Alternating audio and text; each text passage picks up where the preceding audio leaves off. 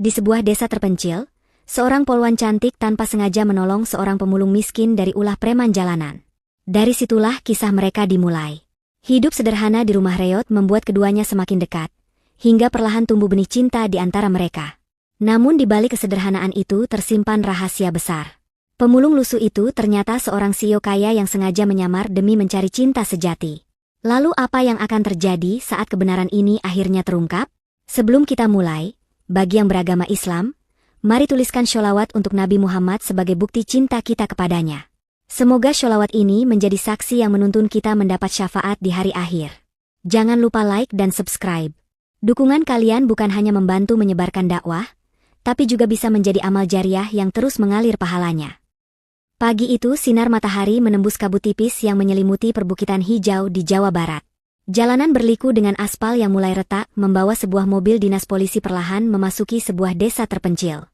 Desa itu bernama Cihujan, sebuah perkampungan yang dikelilingi hutan bambu, ladang singkong, dan sawah yang terbentang sejauh mata memandang. Dari dalam mobil keluar seorang polisi wanita muda bernama Rara. Usianya baru 27 tahun. Dengan tubuh tegap dan wajah tegas, ia berdiri di pinggir jalan desa yang masih sepi. Seragamnya rapi, topi polisi menutupi sebagian wajahnya dari terik matahari. Rara ditugaskan oleh atasannya untuk membantu menjaga keamanan desa, setelah beberapa laporan masuk mengenai gangguan dari preman jalanan yang sering membuat warga resah. Langkah pertama yang ia lakukan adalah menyapa kepala desa. Balai desa kecil dengan dinding papan kayu menjadi tempat ia menerima pengarahan. Warga yang berkumpul menatapnya penuh rasa ingin tahu. Jarang sekali ada polisi wanita bertugas di tempat seperti ini. Senyum Rara membuat mereka sedikit lega, seolah kehadirannya membawa harapan baru bagi desa yang sering diwarnai keresahan. Siang hari, setelah mendapat arahan, Rara memutuskan untuk berjalan kaki menyusuri jalan setapak. Ia ingin merasakan sendiri kehidupan desa. Ia melewati anak-anak yang bermain layangan, ibu-ibu yang menjemur pakaian, serta petani yang pulang membawa cangkul di bahunya. Semua menyapanya dengan ramah, meski ada rasa sungkan. Namun suasana damai itu mendadak pecah ketika terdengar suara keras dari arah pasar kecil di ujung jalan. Rara mempercepat langkahnya. Dari kejauhan terlihat dua orang preman sedang memaksa seorang pemuda kurus yang membawa karung lusuh di punggungnya. Pemuda itu jelas seorang pemulung, wajahnya letih dan bajunya penuh debu. Preman itu meminta uang dengan kasar, bahkan hampir merampas karungnya. Rara tidak tinggal diam. Ia berlari, suaranya lantang memerintahkan para preman berhenti. Kedua lelaki itu terkejut melihat seorang polisi wanita berdiri menghadang mereka. Salah satunya mencoba melawan dengan dorongan kasar. Namun Rara bergerak cepat, menangkis, lalu memelintir tangan preman itu hingga pria tersebut meringis kesakitan. Temannya yang lain panik dan kabur meninggalkan tempat kejadian. Pemuda pemulung itu berdiri kaku, matanya menatap Rara dengan campuran rasa syukur dan heran. Ia menunduk pelan. "Terima kasih banyak, Mbak. Kalau tidak ada Mbak, saya pasti sudah kehilangan semua barang saya." Rara mengangguk singkat. "Kamu tidak apa-apa. Mulai sekarang jangan takut. Selama saya bertugas di sini, saya akan menjaga desa ini." Pemuda itu tersenyum hambar, lalu memperkenalkan dirinya dengan suara lirih. "Nama saya Jaka. Saya hanya pemulung, jadi tidak banyak yang bisa saya lakukan selain mengais barang bekas." Rara menatapnya sejenak. Meski lusuh dan sederhana, sorot mata Jaka menyimpan sesuatu yang sulit dijelaskan. Ada keteguhan yang membuatnya berbeda dari orang kebanyakan. Pertemuan singkat itu menjadi awal dari kisah panjang yang kelak mengubah hidup keduanya. Hari-hari pertama Rara di desa Cihujan terasa berat. Ia memang disambut baik oleh warga, namun fasilitas di desa sangat terbatas. Balai desa yang semula hendak ia jadikan tempat bermalam ternyata bocor di beberapa bagian atapnya.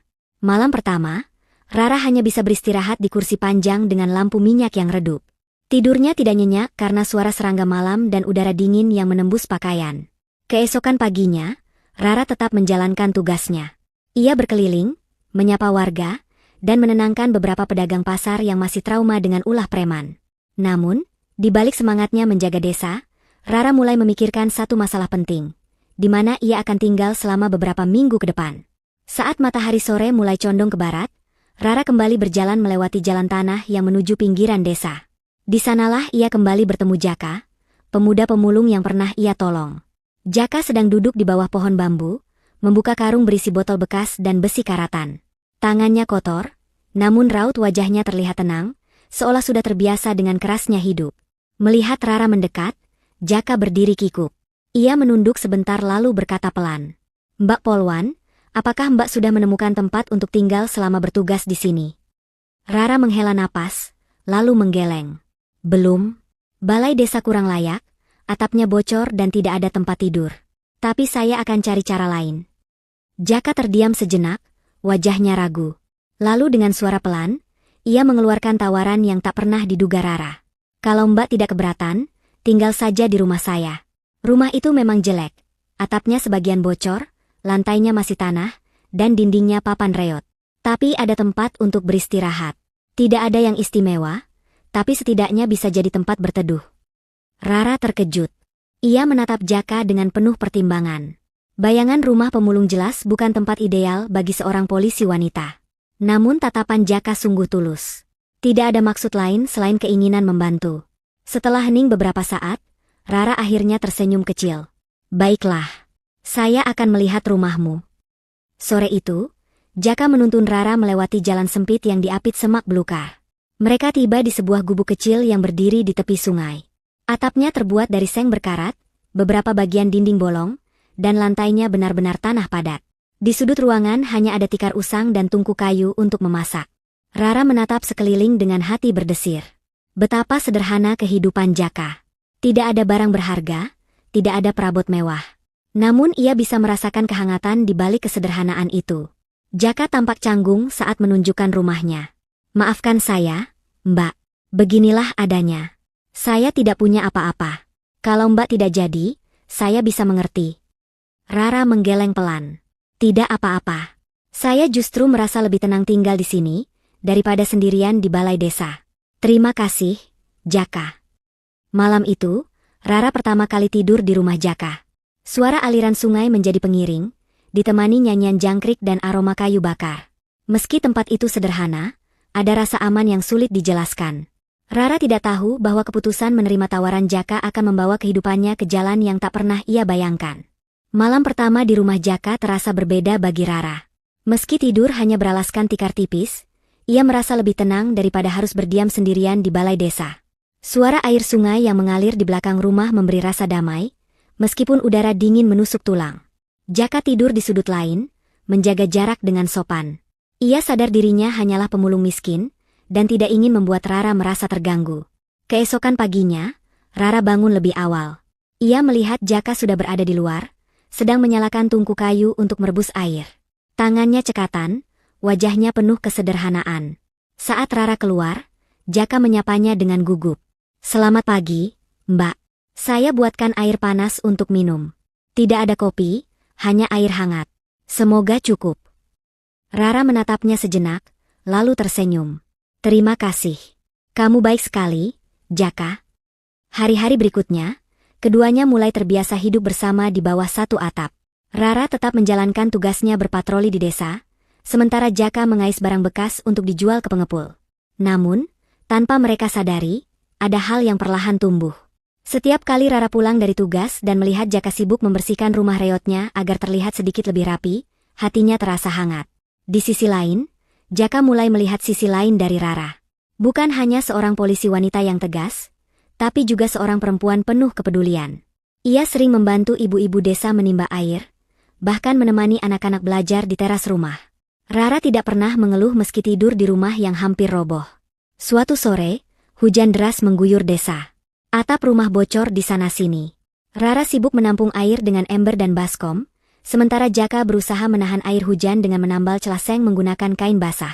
Di tengah kepanikan itu, mereka saling bertukar pandang. Tatapan yang membuat waktu seolah berhenti. Setelah hujan reda, rumah menjadi berantakan. Namun mereka tertawa kecil bersama, meski tubuh basah kuyup. Saat itulah, Rara menyadari ada sesuatu yang berbeda. Ia tidak lagi melihat Jaka sekadar seorang pemulung miskin. Ia melihat sosok pria sederhana yang jujur, pekerja keras, dan penuh ketulusan. Malam itu, Rara sulit memejamkan mata. Kata-kata Jaka sebelum tidur terngiang di telinganya. "Mbak, meski rumah ini reot, saya senang bisa ada yang menemaninya. Saya biasanya selalu sendirian." Rara menatap langit-langit rumah yang bocor, lalu tersenyum tipis. Entah sejak kapan, hatinya mulai merasakan sesuatu yang tidak pernah ia duga sebelumnya. Hari-hari di desa Cihujan berjalan semakin cepat. Rara kian akrab dengan warga, sementara Jaka tetap dengan kesehariannya sebagai pemulung. Namun ada sesuatu yang aneh pada dirinya. Meski tampak lusuh, terkadang Jaka memperlihatkan sikap yang tidak biasa bagi seorang pemulung. Cara ia berbicara, caranya menanggapi percakapan, bahkan tutur katanya, kadang terasa berbeda. Rara mulai memperhatikan hal itu diam-diam. Pernah suatu malam, ketika listrik padam dan mereka hanya ditemani cahaya lampu minyak, Jaka tanpa sadar mengucapkan beberapa kalimat tentang investasi dan strategi bisnis. Kata-kata itu terlalu berat untuk ukuran seorang pemulung biasa. Rara menatapnya curiga, namun Jaka segera terdiam dan mengalihkan pembicaraan. Kecurigaan Rara semakin besar ketika suatu pagi ia melihat Jaka duduk di pinggir sungai, menulis sesuatu di sebuah buku kecil. Tulisan itu bukan catatan barang bekas atau daftar utang, melainkan deretan angka dan sketsa bagan. Saat Rara mendekat, Jaka buru-buru menutup bukunya. Wajahnya memerah.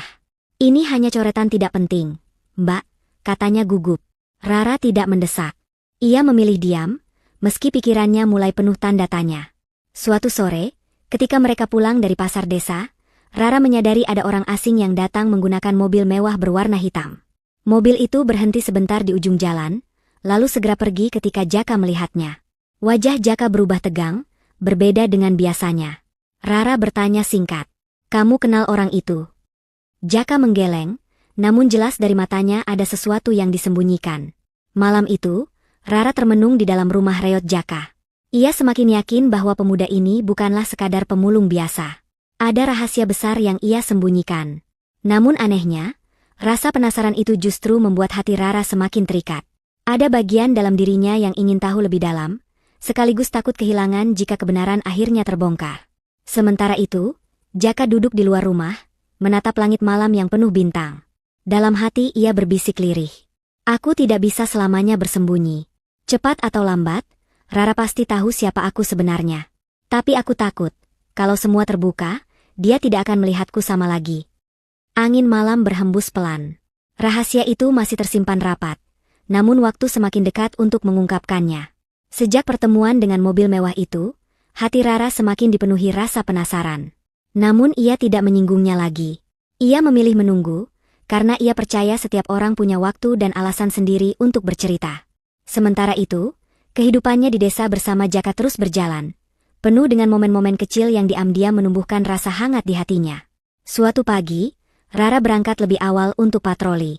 Jaka menemaninya sampai ke jalan desa, membawa payung karena cuaca mendung. Mereka menyusuri jalan setapak berlumpur, melewati ladang singkong dan kebun pisang. Tiba-tiba, beberapa anak kecil berlari mendekat sambil tertawa riang. "Mbak Polwan, Mbak Polwan. Terima kasih sudah usir preman kemarin," teriak mereka. Rara tersenyum lebar, membelai kepala salah satu anak. Tapi matanya kemudian menoleh pada Jaka yang ikut tersenyum. Dalam senyum itu, ada kebahagiaan tulus, meski sederhana.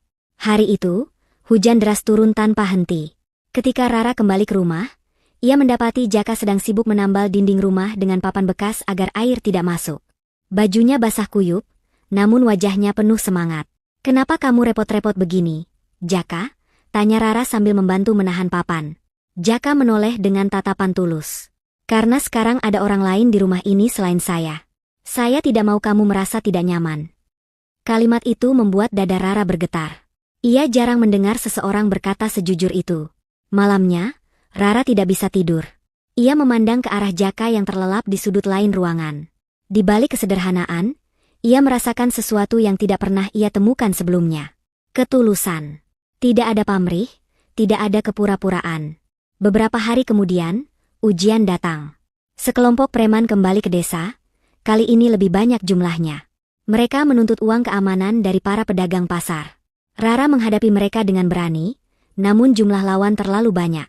Dalam kericuhan itu, Jaka tiba-tiba muncul. Dengan tubuh kurusnya, ia berdiri di samping Rara, mencoba melindunginya. Preman-preman itu menertawakan Jaka. "Apa yang bisa dilakukan pemulung lusuh sepertimu?" salah satu dari mereka mengejek. Namun Jaka tidak mundur. Ia berdiri tegak, menatap lurus tanpa gentar. Meski akhirnya mereka dipukul mundur setelah warga desa datang membantu, sikap Jaka membuat Rara semakin yakin. Pemuda ini memang berbeda. Ia mungkin miskin, Namun keberanian dan ketulusannya tidak bisa dipandang sebelah mata. Di tengah keributan yang mereda, Rara menoleh pada Jaka. Hatinya penuh rasa haru. Ia tidak lagi melihat perbedaan pangkat atau status. Ia hanya melihat seorang pria yang berani mempertaruhkan dirinya demi orang lain. Sejak kejadian di pasar, nama Rara dan Jaka semakin harum di telinga warga desa. Banyak orang mulai menaruh hormat kepada mereka berdua. Anak-anak desa sering datang ke rumah Reot, Jaka hanya untuk bermain atau sekadar mendengar cerita. Para ibu juga sering menitipkan makanan sederhana sebagai bentuk terima kasih. Kehidupan yang sebelumnya sepi, kini terasa ramai. Namun, di balik semua itu, Rara tidak bisa mengusir rasa curiga yang terus menghantuinya. Ada hal-hal kecil dari Jaka yang semakin sulit dijelaskan. Ia sering keluar rumah diam-diam di malam hari, berjalan ke tepi desa lalu menghilang entah kemana. Setiap kali Rara bertanya, jawabannya selalu singkat. Hanya mencari barang rongsokan. Pada suatu malam, ketika bulan purnama menggantung tinggi, Rara bangun karena suara langkah kaki. Ia mengintip dari celah dinding dan melihat Jaka membawa tas hitam, bukan karung lusuh seperti biasanya. Langkahnya cepat dan teratur, jauh berbeda dengan kebiasaannya sehari-hari. Rara sempat ingin mengejarnya, tetapi memilih menahan diri. Keesokan paginya, Rara pura-pura tidak tahu. Ia hanya memperhatikan Jaka yang kembali tampak lusuh, sibuk memungut botol plastik di sungai. Namun di matanya, ada sorot berbeda. Seolah-olah Jaka menyembunyikan kehidupan lain yang tidak boleh dilihat siapapun. Kecurigaan itu makin kuat ketika seorang lelaki tua, penjaga warung kopi di pasar, menghampiri Rara diam-diam. "Mbak Polwan, saya lihat ada mobil bagus berhenti beberapa kali dekat rumah Jaka. Orang-orang berpakaian rapi keluar, seperti bukan orang desa. Saya rasa ada yang janggal." Rara hanya mengangguk, mencoba tidak menunjukkan keterkejutannya. Ia menyimpan informasi itu dalam hati, meski pikirannya semakin penuh pertanyaan. Hari itu, ketika senja mulai turun, Rara berbincang dengan Jaka di teras rumah yang sederhana. Suara sungai mengalun tenang, namun suasana hati keduanya tidak sama. "Jaka, kalau suatu saat aku tahu kamu menyembunyikan sesuatu, apakah kamu akan jujur padaku?" Rara bertanya dengan nada hati-hati. Jaka terdiam cukup lama. Matanya menatap ke arah langit yang berubah oranye keunguan. Ia menarik napas dalam sebelum menjawab. "Tidak semua hal bisa langsung diceritakan, Rara. Kadang, ada rahasia yang hanya bisa terungkap pada waktu yang tepat." Jawaban itu membuat hati Rara semakin bimbang. Ada bagian dalam dirinya yang ingin percaya sepenuhnya. Namun ada pula rasa takut bahwa rahasia itu bisa mengubah segalanya. Malam itu, saat Rara mencoba tidur, pikirannya tak kunjung tenang. Ia mulai menyadari bahwa perasaan yang tumbuh untuk Jaka bercampur dengan rasa khawatir. Jika benar Jaka bukan sekadar pemulung miskin, siapa sebenarnya pria yang kini menempati hatinya? Musim hujan semakin sering menyelimuti desa Cihujan. Jalan tanah berubah menjadi lumpur licin, membuat aktivitas warga menjadi lebih sulit. Namun di balik kesulitan itu, ada kehangatan yang tumbuh di rumah Reot Jaka. Rara dan Jaka semakin sering menghabiskan waktu bersama. Rara mulai terbiasa dengan kesederhanaan. Ia ikut menyalakan tungku kayu, memasak nasi liwet, bahkan mencuci pakaian di sungai. Warga desa yang melihatnya kagum, seorang polisi wanita cantik tidak canggung hidup seadanya bersama pemulung miskin. Bagi Rara, semua itu justru terasa menenangkan, jauh dari hiruk-pikuk kota. Namun kedekatan mereka ternyata menimbulkan gunjingan. Beberapa orang desa mulai berbisik-bisik. Ada yang memandang Rara dengan tatapan heran, bahkan ada pula yang meremehkan. "Bagaimana bisa seorang polwan tinggal bersama pemulung?" gumam salah satu warga di pasar. "Cantik-cantik jatuhnya sama orang miskin," timpal yang lain. Rara mendengar kabar itu dari seorang ibu penjual sayur. Meski hatinya sempat tersinggung, ia tidak marah. Ia tahu, kehidupan desa selalu penuh omongan. Yang membuatnya gelisah justru reaksi Jaka. Pemuda itu tampak lebih murung setelah mendengar gosip. Suatu malam, Rara melihat Jaka duduk sendirian di tepi sungai. Ia menghampirinya, lalu duduk di sampingnya. Air sungai mengalir pelan, sementara langit gelap hanya diterangi cahaya bulan yang samar. "Jaka, kenapa kamu diam saja akhir-akhir ini?" tanya Rara dengan suara lembut. Jaka menarik napas panjang.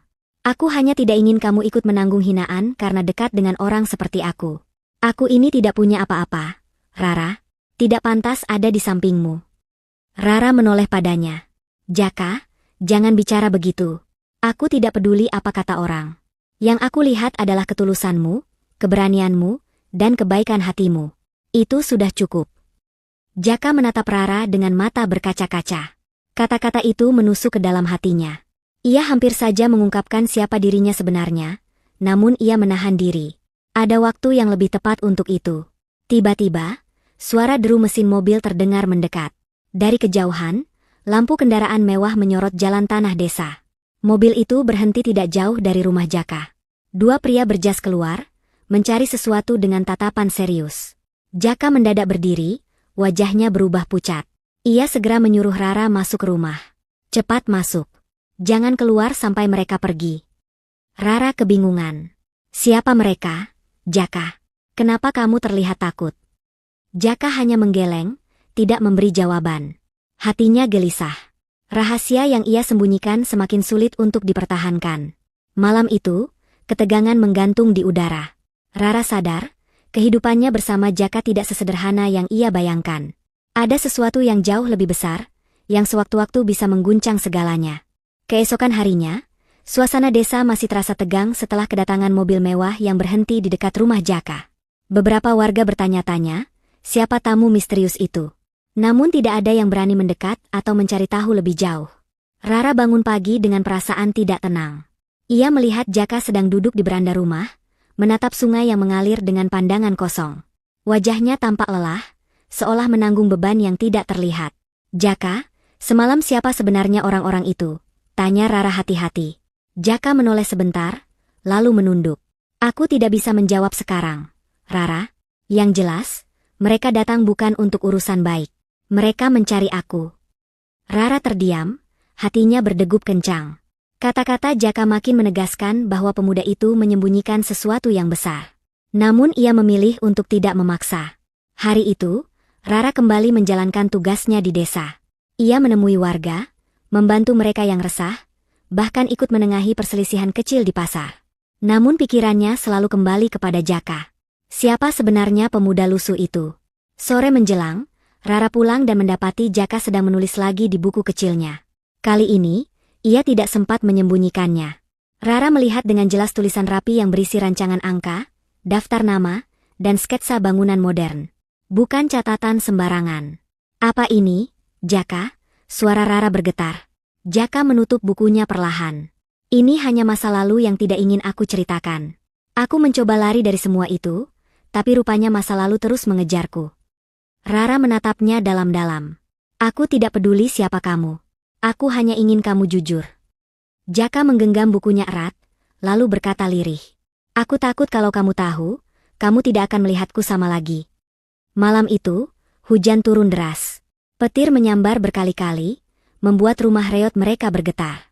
Di sela suara hujan, Jaka akhirnya membuka sedikit tabir rahasia. Ia bercerita bahwa ia pernah hidup di kota besar, memiliki kehidupan yang jauh berbeda dengan pemulung yang sekarang Rara kenal. Namun ia berhenti sebelum menceritakan lebih jauh. Rara, biarkan aku tetap seperti ini dulu. Aku ingin tahu apakah ada orang yang mau melihatku apa adanya, bukan karena apa yang aku punya. Rara tidak menjawab. Ia hanya menatap Jaka, lalu duduk di sampingnya. Dalam hati, ia tahu sesuatu yang besar akan segera terbongkar. Dan tanpa mereka sadari, dari kejauhan, mobil mewah yang sama kembali berhenti di tepi desa. Lampu mobil menyala menembus kegelapan malam, seolah mengintai setiap gerak-gerik mereka. Malam itu suasana desa begitu sunyi. Hanya suara serangga dan hujan sisa sore yang masih menetes dari daun-daun bambu.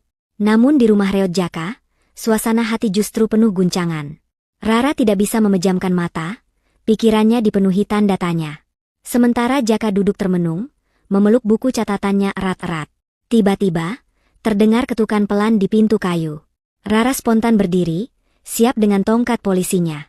Jaka menahan lengannya. Biarkan aku yang buka, katanya tenang, meski wajahnya terlihat tegang. Saat pintu dibuka, tampak seorang pria berjas rapi berdiri di depan, basah kuyup oleh hujan. Wajahnya serius, sorot matanya tajam. Tuan, kami sudah mencarimu berhari-hari, ucap pria itu dengan nada hormat. Rara terkejut. Kata, Tuan, tidak mungkin ditujukan untuk seorang pemulung biasa. Ia menoleh pada Jaka dengan tatapan penuh pertanyaan. Jaka buru-buru mendorong pria itu menjauh. Jangan panggil aku dengan sebutan itu di sini. Pergi sekarang juga. Aku tidak mau ada orang desa yang tahu. Pria itu tampak ragu, namun akhirnya menunduk. Baik, Tuan, kami hanya ingin memastikan keselamatanmu. Setelah berkata begitu, ia berlalu, meninggalkan Jaka dan Rara dalam kebisuan. Rara masih terdiam, dadanya berdegup kencang. Apa artinya semua ini, Jaka? Siapa sebenarnya kamu? Jaka tidak langsung menjawab. Ia duduk kembali, wajahnya tampak berat menanggung rahasia yang sudah setengah terbongkar. Rara, aku tidak bisa terus menyembunyikan semuanya. Aku memang bukan pemulung biasa. Tapi aku belum siap kamu tahu siapa aku sebenarnya. Yang ingin aku pastikan adalah satu hal. Apakah kamu bisa menyayangi aku tanpa melihat apa yang aku miliki? Rara tercekat. Ia ingin mendesak. Namun melihat sorot mata Jaka yang penuh ketakutan, ia memilih menahan diri. Ia tahu, kejujuran penuh itu akan datang pada waktunya. Malam itu, mereka berdua hanya duduk dalam diam, mendengarkan suara hujan yang kian reda. Namun hati Rara semakin yakin. Jaka membawa misteri besar, dan cepat atau lambat semuanya akan terbuka. Di luar sana, mobil mewah yang sama kembali berputar di jalan desa. Lampu sorotnya menyapu rumah-rumah sederhana, seakan mengirim pesan bahwa rahasia Jaka tidak akan bisa disembunyikan lebih lama lagi. Pagi hari setelah kejadian itu, desa kembali terlihat damai. Anak-anak pergi ke sekolah dengan seragam sederhana, ibu-ibu menjemur pakaian, dan suara ayam berkokok masih terdengar dari kandang bambu. Namun bagi Rara, semua terasa berbeda. Hatinya dipenuhi rasa penasaran yang kian menekan. Kata-kata pria berjas semalam terus terngiang di telinganya. Jaka mencoba bersikap biasa saja. Ia kembali mengais botol dan besi tua di sekitar sungai, seolah tidak ada apapun yang terjadi. Namun Rara bisa melihat jelas bahwa setiap langkah Jaka penuh kehati-hatian, seolah ia sedang diawasi. Siang itu, Rara kembali ke rumah lebih awal setelah patroli. Ia mendapati Jaka sedang berbicara dengan seorang pria yang tampak bukan warga desa. Lelaki itu berpakaian rapi meski sederhana, dan berbicara dengan nada hormat. Saat Rara mendekat, percakapan itu langsung terhenti. Lelaki itu buru-buru pamit, meninggalkan Jaka dengan wajah muram. Jaka, sampai kapan kamu akan terus menyembunyikan sesuatu dariku? Suara Rara bergetar, namun penuh ketegasan. Jaka menunduk. Tangannya mengepal, lalu perlahan membuka buku kecil yang selalu ia sembunyikan. Ia menyerahkannya kepada Rara. Kalau kamu ingin tahu, bacalah ini. Rara membuka halaman demi halaman. Tulisan rapi berisi rencana pembangunan, daftar investasi, hingga catatan tentang perusahaan besar di kota. Semua itu mustahil dimiliki seorang pemulung. Dengan suara lirih, Jaka akhirnya berkata, "Aku adalah pemilik perusahaan itu, Rara. Aku seorang pengusaha yang memilih meninggalkan segalanya. Aku menyamar menjadi pemulung karena aku lelah hidup dikelilingi kepalsuan. Semua orang mendekatiku hanya karena harta dan jabatan. Aku ingin tahu, apakah masih ada yang bisa melihat aku sebagai manusia biasa?" Rara terdiam. Hatinya bergejolak hebat. Semua kecurigaan yang ia simpan selama ini terbukti. Namun melihat wajah Jaka yang penuh ketulusan, ia tidak bisa merasa marah. Justru ia merasakan campuran antara kagum dan ragu. "Kenapa kamu memilih aku?" tanya Rara dengan suara pelan. Jaka menatapnya dalam-dalam. "Karena sejak pertama kali kita bertemu, aku melihat sesuatu yang berbeda darimu. Kamu menolongku tanpa peduli siapa aku. Kamu menerima tinggal di rumah reotku tanpa rasa jijik. Itu sudah cukup bagiku untuk tahu bahwa hatimu tidak sama dengan orang lain." Air mata Rara hampir menetes.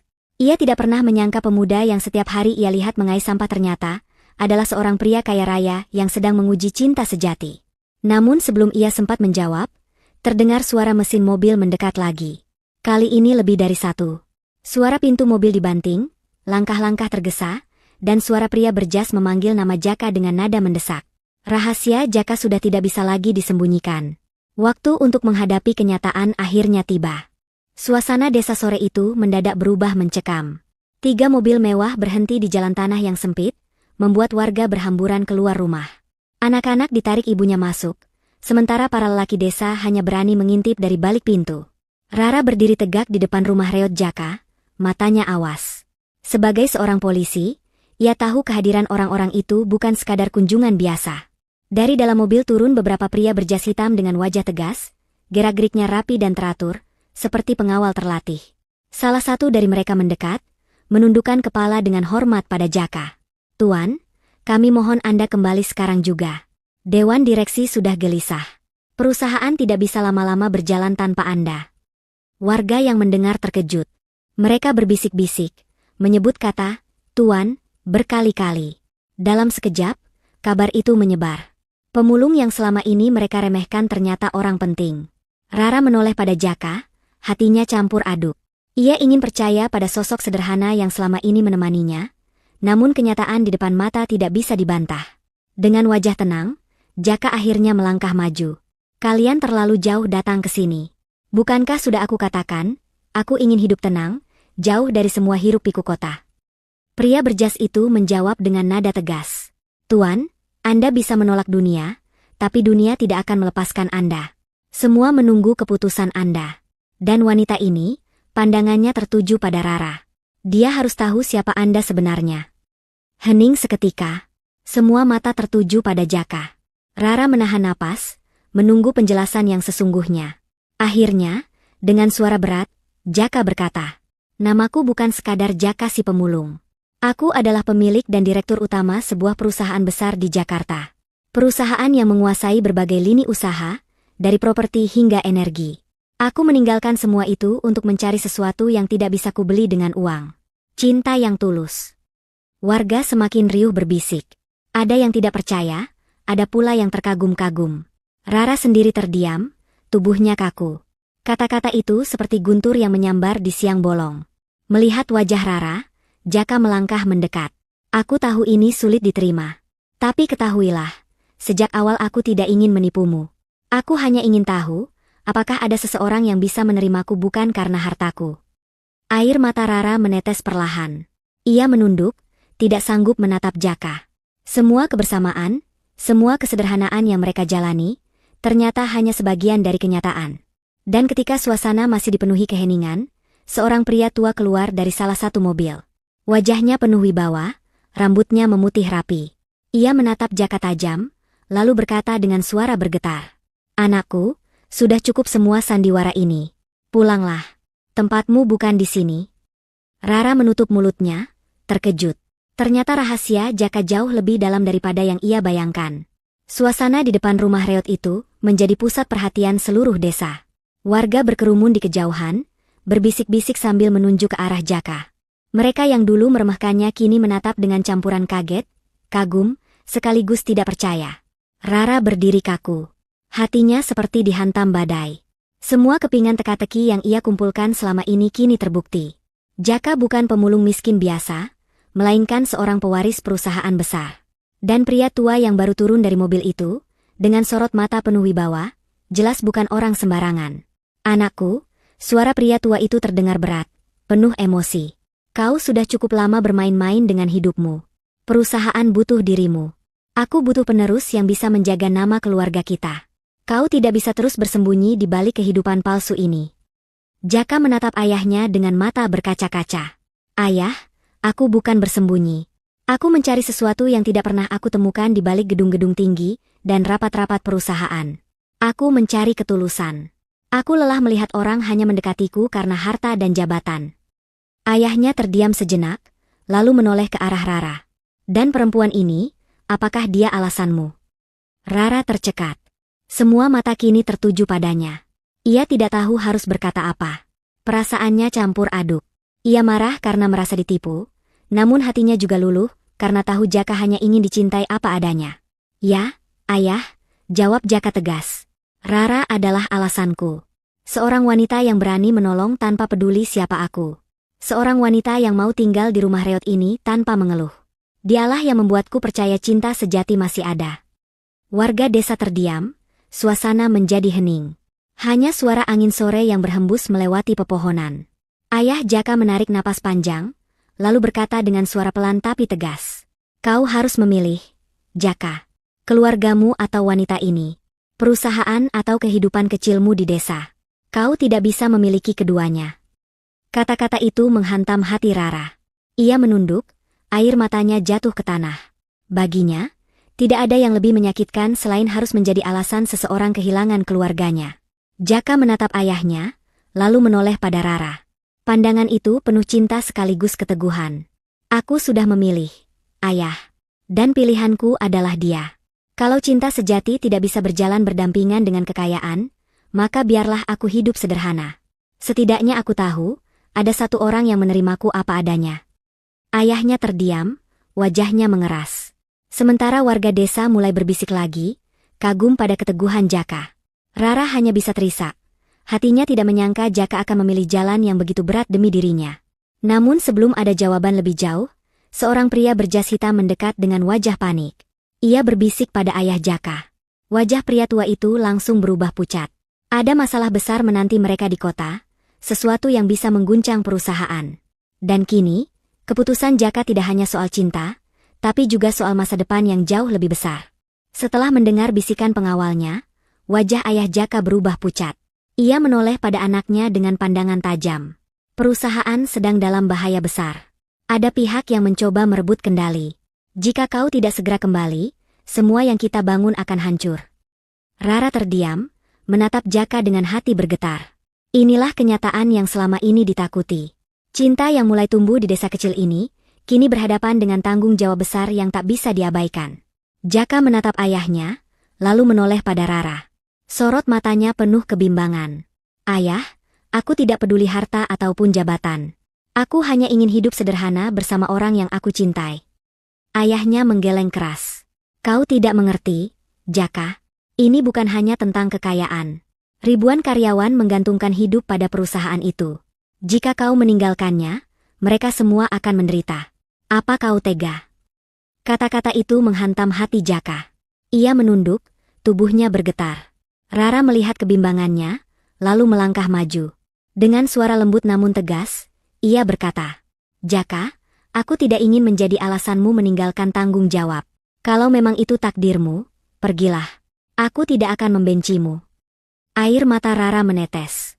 Kata-katanya tulus, meski hatinya remuk. Jaka mendekat, menggenggam tangan Rara erat. Tidak, Rara.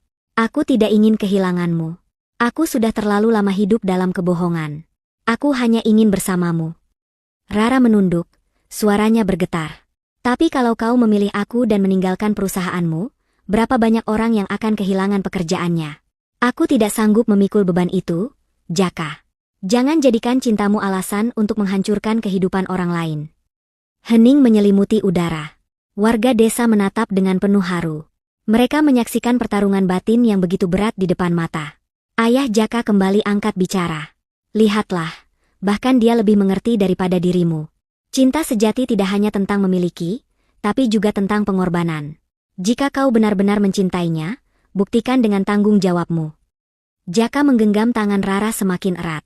Matanya basah oleh air mata yang hampir jatuh. Aku tidak tahu harus bagaimana. Kalau aku kembali, mungkin aku akan kehilanganmu. Tapi kalau aku memilihmu, aku akan kehilangan segalanya. Suara itu pecah di tengah udara sore yang dingin. Rara hanya bisa memeluknya erat, sementara warga desa menundukkan kepala, terdiam dalam keharuan. Dan di kejauhan, langit mulai gelap, seolah alam ikut menyaksikan cinta yang sedang diuji di persimpangan jalan. Langit sore berubah gelap, awan hitam menggantung di atas desa Cihujan. Suasana di depan rumah reot itu semakin menegangkan. Warga masih berkerumun, menatap dari kejauhan, tidak berani mendekat. Mereka tahu, ada sesuatu yang besar sedang terjadi. Ayah Jaka berdiri tegak, sorot matanya tajam. Jaka, dengarkan aku. Perusahaan sudah berada di ujung tanduk. Dewan direksi terpecah, sebagian ingin menjatuhkanmu. Jika malam ini kau tidak kembali, mereka akan mengambil alih segalanya. Dan saat itu terjadi, nama keluargamu akan hancur. Jaka terdiam, wajahnya pucat. Suara ayahnya menggema di kepalanya, mengingatkannya pada beban yang selama ini ia tinggalkan. Ia menunduk, lalu menatap Rara yang berdiri di sisinya dengan mata basah. Rara, aku tidak sanggup meninggalkanmu. Kau tahu aku mencintaimu lebih dari apapun. Suara Jaka bergetar. Rara menggeleng, air matanya jatuh semakin deras. Cinta sejati bukan berarti kita selalu bersama, Jaka. Cinta sejati berarti kita rela berkorban demi kebaikan orang lain. Kalau kau benar-benar mencintaiku, buktikan dengan menjaga tanggung jawabmu. Kata-kata itu menusuk hati Jaka. Tubuhnya gemetar, tangannya mengepal kuat. Di dalam dirinya, dua dunia bertarung hebat. Dunia sederhana yang penuh ketulusan bersama Rara, dan dunia besar yang menuntutnya kembali sebagai pemimpin. Tiba-tiba, suara guntur menggelegar, membuat warga tersentak. Hujan deras turun seolah menambah dramatis suasana. Di tengah hujan, Ayah Jaka melangkah mendekat, suaranya lantang. Pilihlah sekarang, Jaka. Desa kecil ini atau ribuan orang yang menggantungkan hidup pada dirimu. Semua mata menatap Jaka. Rara menunduk, tidak berani menatap wajahnya. Jaka menengadah ke langit, hujan membasahi wajahnya, bercampur dengan air mata yang akhirnya jatuh. Dengan suara parau, ia berkata, "Aku akan kembali ke kota. Tapi bukan berarti aku menyerah pada cintaku. Aku akan buktikan bahwa aku bisa memimpin tanpa meninggalkan Rara." Rara tersentak, mendongak menatapnya. "Apa maksudmu, Jaka?" Jaka menggenggam tangannya erat, meski hujan mengguyur keduanya. "Aku akan kembali, mengambil kembali kendali perusahaanku. Aku akan buktikan pada dunia bahwa aku bisa menjaga tanggung jawabku. Dan setelah semua beres, aku akan kembali menjemputmu. Bukan sebagai pemulung, bukan sebagai orang asing, tapi sebagai pria yang akan menikahimu." Rara terisak, hatinya perih sekaligus penuh harapan. Warga desa terdiam, sebagian meneteskan air mata menyaksikan keteguhan cinta yang begitu kuat.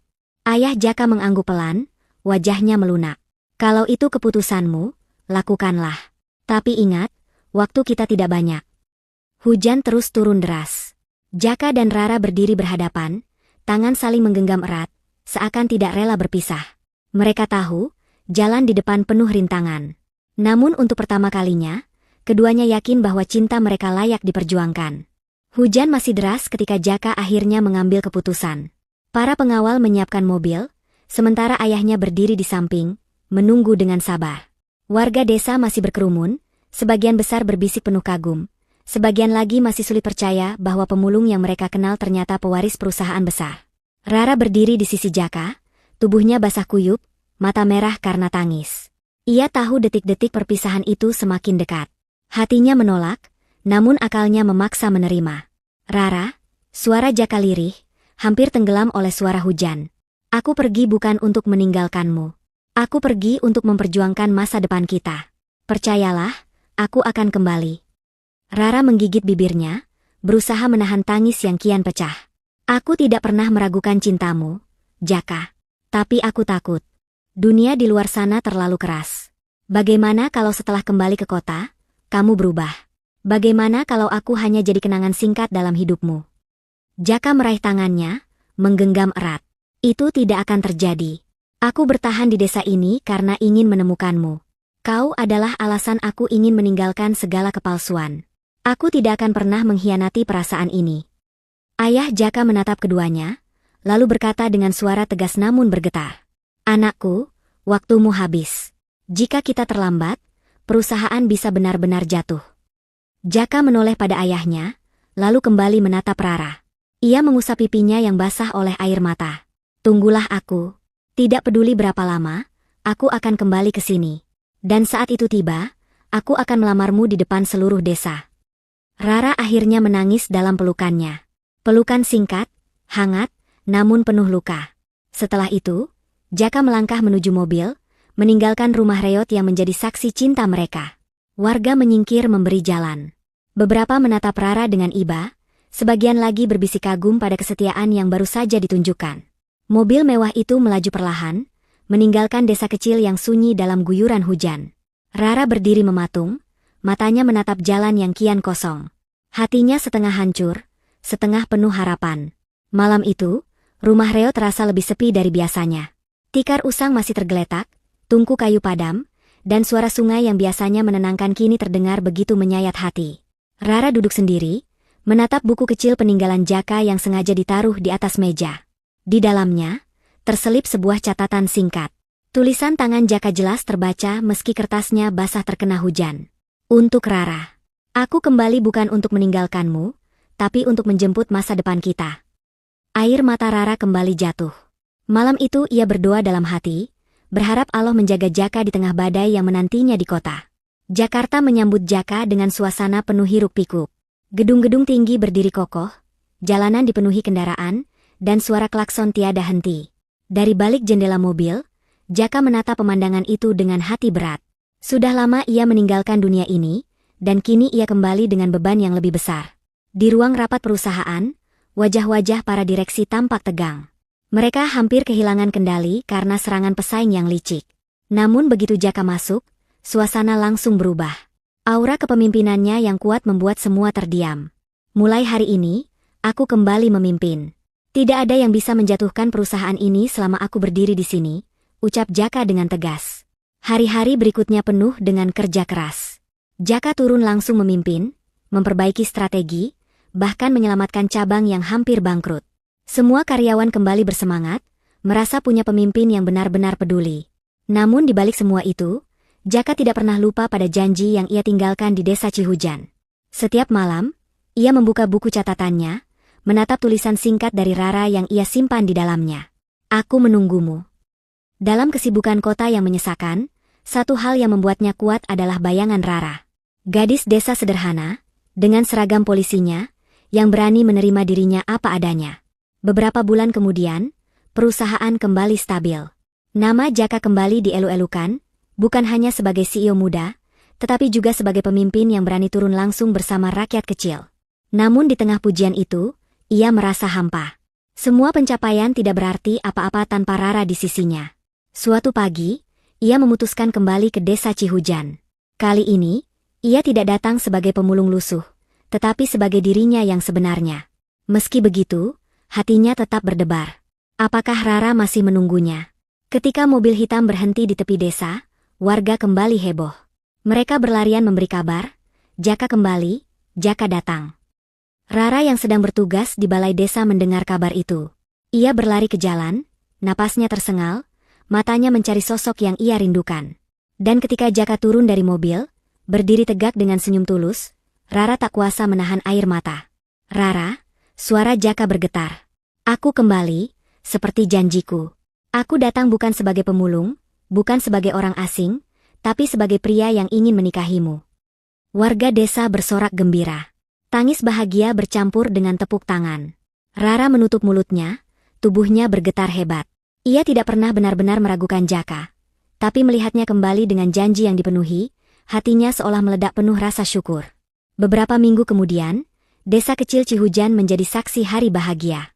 Rara dan Jaka menikah dalam sebuah acara sederhana di halaman balai desa.